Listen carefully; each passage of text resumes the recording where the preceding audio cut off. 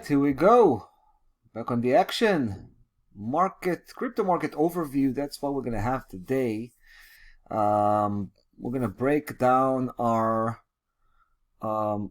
trading opportunities in the market, basically, because we got out of all of our long-term positions have been terminated.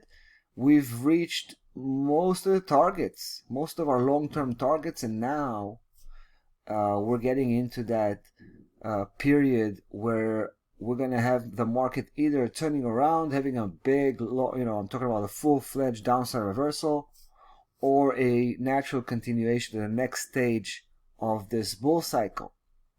So just talking about the Bitcoin, I mean, we talked about taking the previous high back in the day when we were starting off. Bitcoin was at the bottom, and slowly but surely we chased that move all the way up to first 69,757. That was the main profit target. That was our main target.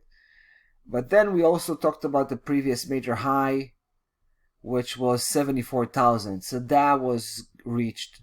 That level got tagged as well. Obviously pricing is much higher right now. Well, not much higher, but around 75,700, 75,800. And I feel this could be a classic location for a full-fledged downside reversal, right? If you think about it, for a long time now, pricing has been trading sideways ever since March 2024, just back and forth constantly. We might have one more leg on the downside again, right? We have to be careful. The timing is crucial here, so we're gonna have to wait for it. In the meantime, pricing seems to be pushing through 75,276. That's a local resistance level. It might actually hold, even though pricing seems to be trading above that area. Once it starts to slide back below, it's just gonna leave a bit of a spike here on the weekly chart, and that's gonna be a sign that pricing is back on, it's on the back foot again. At least short term, it's gonna be easy to catch a quick move to 68,427.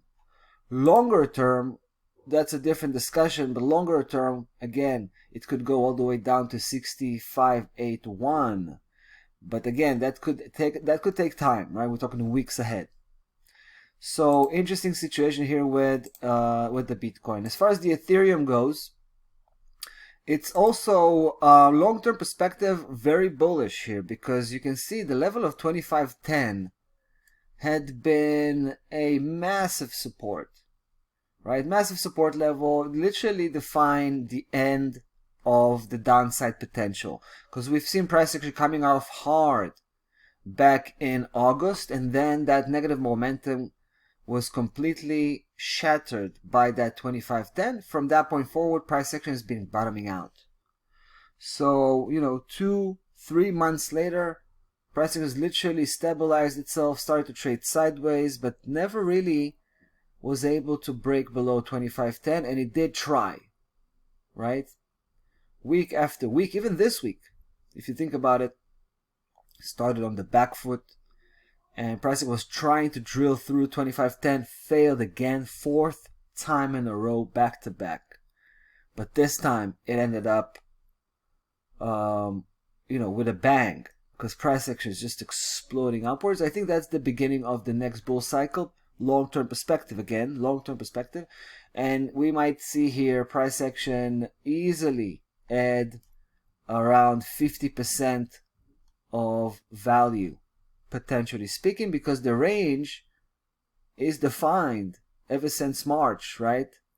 Our cross price matrix support and resistance system here suggests that price action has the upside potential to reach 3790. So yeah, about 50, maybe a little bit less, 40% of potential upside. So we got Bitcoin, we got Ethereum. Another good one, another important one, I would say. Yeah, here's another one. This is a good example. This is the Filecoin. Here I can see how price action is trying to push through 362. Now, by the end of the week we'll have the end result. If it's not going to be able to, if not going to be successful closing the weekly bar above that level, it might actually suggest that the bull cycle is over, at least for the short to medium term, and we'll see some more of those downside moves. So yeah, right now long-term targets have been reached. We're a little bit too high, at least for the short-term cycle, to be in long positions in the market right now. So we closed them all out and we're waiting for potentially flip over short-term with a few interesting trading opportunities that we have. Check out the trade of the day, because I think that's literally the next position we're going to be firing off, and it's a short position, and I'm going to give you a bit of a spoiler here, but yeah, it's about the Ripple as well, so check that out. In the meantime, we'll say goodbye. We'll see you in the next video. Take care.